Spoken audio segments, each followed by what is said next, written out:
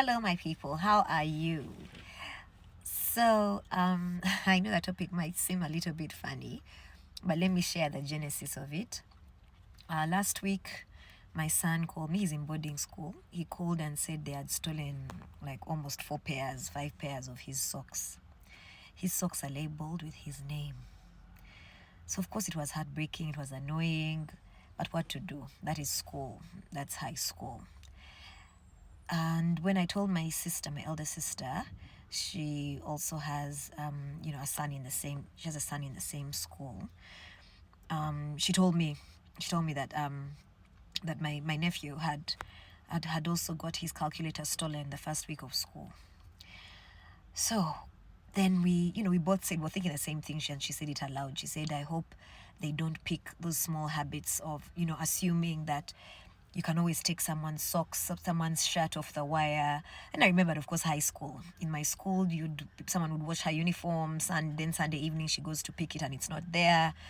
Her belt isn't there. So you can imagine the disorganization, the pain, having to look for a uniform to wear. Those little things that we seem are very little but aren't small.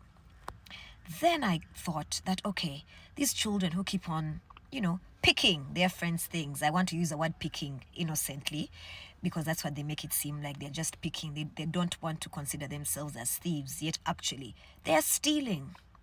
So when they take these things at home, and as a parent, when you see your child is, let's say, John Doe, and he comes with Richard T's ruler, he comes with, should I say, Geoffrey K's sweater. What happens when as a parent, when you see that your child, not even just a son, your child has property that doesn't belong to them? Do you ever ask them how they got it and why it wasn't returned? Because I think it's our responsibility as parents to instill these little things in our children, letting them know that when you steal a rubber, take someone's rubber, someone's compass out of their set, that is stealing. No matter what, that is stealing. I also remembered when I was in my P1 or P2, I think, one of my very good friends brought a makeup set for me. But you could clearly tell it was for her mom. So when I took it home, my mom asked me, "But where did she get it from? That is not hers, it's her mother's. Can you please return it?" I had to return it. Because, of course, my friend had picked it, I think, from her mom's closet, her mom's, dresser, and bought it for me as a friend, okay?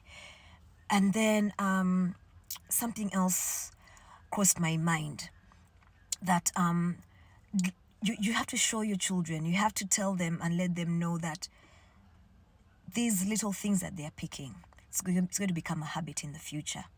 I know a group of friends who have a friend amongst their circle whom they cannot leave their handbags with because they know when they return, or at a certain point, they'll notice a few notes have been taken from their handbags. So basically some money has been stolen from their handbags.